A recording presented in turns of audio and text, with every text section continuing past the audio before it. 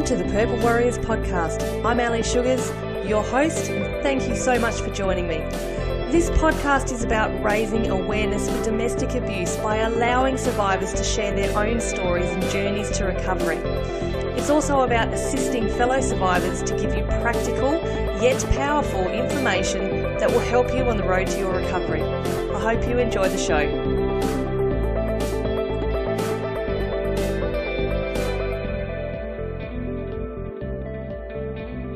Today, I want to talk about a quote that I have come across so often over the last couple of months or weeks. And the quote is by Eleanor Roosevelt, and it goes, "Women are like tea bags. You don't know how strong they are until you leave them in hot water."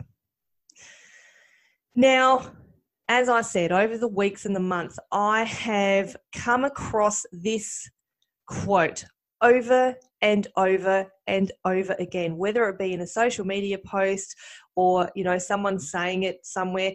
Actually, the other day I was at the shops and a random person, I heard someone say it behind me to someone else. And I'm like, hang on a minute. Why is this particular quote coming up around me all the time?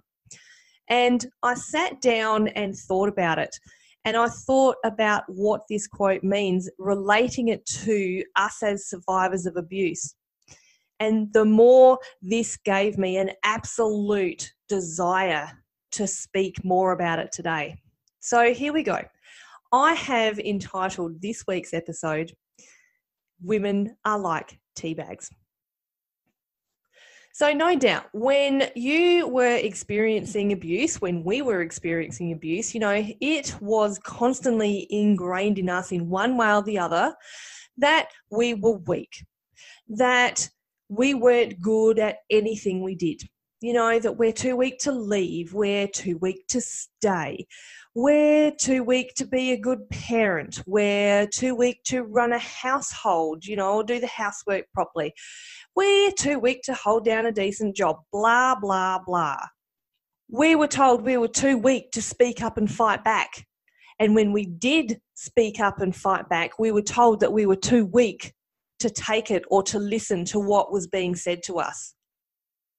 Now, of course, I know and I recognise that these things are all really generalisations. And, I've got absolutely no doubt that the reasons you were constantly being told that you weren't good enough, they were quite pointed at what your abuser perceived to be something weak in you. Or, more to the point, they perceived it to be something so strong in you that they knew that they had to work at it until they totally broke you down. And this is what they saw as a specific way to hurt you. Now, the more we think about it, the more all these things that I just mentioned then, it's absolute crap. If there was ever a time when we can relate to being in hot water, it is when we are experiencing any form of abuse. And that is a massive understatement. And look, let's be honest, most of the time what we're actually being accused of is actually, in truth, what our abusers are guilty of themselves. Now, for example, in my case, I was accused more than once of having an affair, and I found out soon after that in fact, he was the one sleeping around. They try to turn their guilt onto us. Now, you tell me, is that the sign of a strong or even a level-headed person? No. It's not you who is the weak one. It is clearly them. They weren't strong enough to provide you with a loving relationship for whatever reason they gave you. And again, in my case, I was told that, it was because of drugs and a huge amount of stress. They were used as excuses. So what? There is never an excuse for any kind of an abuse. Let me say this. You were strong enough to endure that abuse in the first place. Even though I'm positive that it didn't seem like strength at the time, you probably felt really weak, but trust me, you are strong.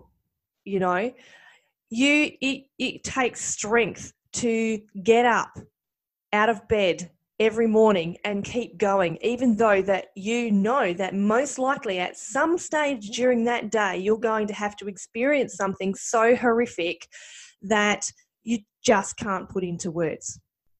You were strong enough to stay in that relationship because you wanted your children to grow up living with both parents, or alternatively, you stayed in that relationship for the safety of your children because you had to protect them as well as yourself. How can anybody tell you that is being weak? Then you made the decision to leave the relationship. And I bet when you left, a lot of people you thought perceived you as weak because you just couldn't stick it out. I was told by my then religious leaders that divorce is a sin and marriage was meant to be for life, that to leave was to be weak and wrong in the eyes of God. Maybe you went back to your abuser once or twice, like I did, and people then couldn't understand why you went back. They were just starting to hear you about leaving, and then they couldn't understand why you would go back. They thought you weak and just, they couldn't understand. I mean, why go back to someone who treated you so badly? And this is where we get into a topic which I'm not going to go deep into today, but it's called trauma bonding.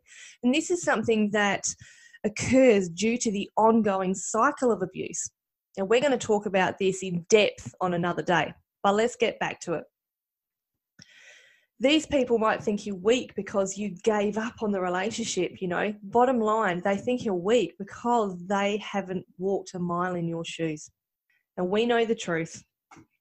We know and understand and if you don't understand it, you need to understand the strength that it takes to make that decision to leave, let alone to then go ahead and execute getting out safely, whether it's for you or for you and your children.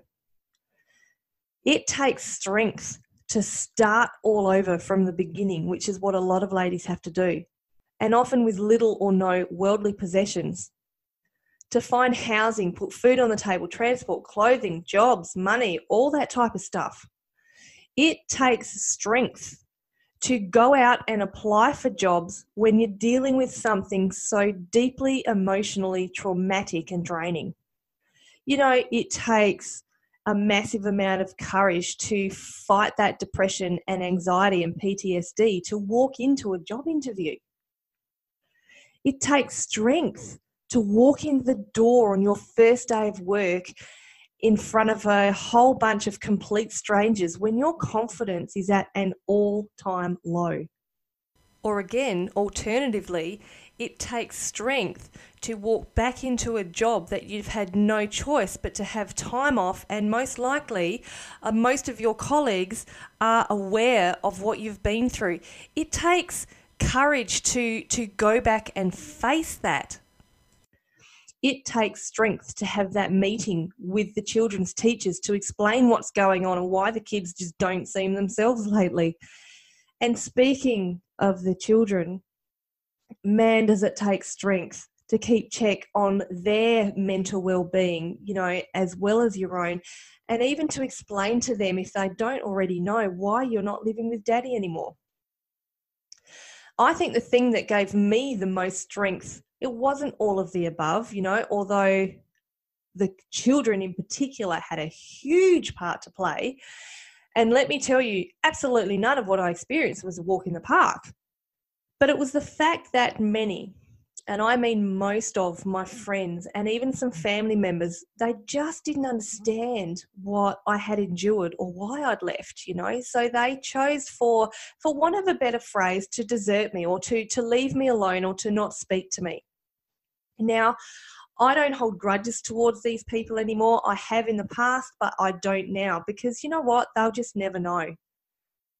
But at the time, I found myself struggling to relate to those around me who they couldn't imagine what this particular person was doing or saying to me, because, they couldn't understand what I was describing to them, because to them, he was a charming, loving, supportive husband, because that's what he was portraying to the outside world. Some of these friends were happily married, and as mentioned before, the religious beliefs, they just couldn't reconcile with my choice to leave a marriage. Or maybe they were mutual friends of the relationship and they chose to take his side. Some, I think it was all too much drama for them. They didn't know how to be around me. They didn't know what to do or say. So they just didn't be around me. So they just weren't around me. But, whatever the reason, it takes strength on our part to have to make those friendship groups over and over again, while dealing with, as I said, the resulting mental illnesses, and putting ourselves into that position of introducing ourselves and getting to know total strangers. I mean, there's a whole new level of trust that needs to develop there alone. And it takes strength to be able to do it alone, to do life alone. But you know what? It takes just as much strength, if not more, to recognize when we can't do it alone and need to ask for help. And it takes strength to go and speak openly to medical or mental health professionals. And again, that brings about that whole level of trust that it takes to talk about something so intimate to you, to total strangers, to get that help. So once again, to get up and keep going day after day is strength in itself. Recovery is strength. So this might seem a bit silly, but you know what I do now? When someone calls me a bag, I say thank you. Do you know what I call myself now? I'm a bag. I am a nice, hot, strong tea bag because of what I've gone through and the strength I have developed because of that stuff. Now, if you're listening to this and you remain in an abusive relationship, or you've just come out of one and you're just not sure what's even going on in your own mind, I want to tell you that no matter what, you are strong and you are not alone. There are so many of us out there who've been through it. We understand, and we are here to support each other. I don't want one person listening to this or watching this who is in need of help to stop listening and wonder where they can get that help. I would love to have a chat with you if you feel that you need to talk with someone about what you're going through. I want to help you rediscover that confidence, to get back your voice and be able to speak out your truth, And when I say speak your truth, I don't mean to yell it from the rooftops to the world. That, you might not be ready for that ever, and that's fine. What I mean is to be able to speak your truth to yourself. Tell yourself that you love yourself again and believe it. And then to be able to tell others that you love yourself again and believe it. I want you to just come to a place of empowerment where you truly do recognize the strength that is within you and has been within you all along. So if you would like to chat to me, you can reach me at themotivationmama.com. You can email me at welcome@themotivationmama.com. You can find me on all my socials, which I will of course list below here. And I am going to leave you with this today. You, my lovely lady, are strong. You are a nice, hot, strong tea bag who's been in hot water. Woohoo! Got a bit feisty with that one, didn't I? I hope you enjoyed today's show, and thanks for listening. If you would like to share your story of survival, or you have a topic you would like to hear about on the program, reach out to me via email, welcome@themotivationmama.com, or find me, The Motivation Mama, on Instagram or Facebook. And don't forget, the greatest project that you will ever work on is you. Happy day, beautiful.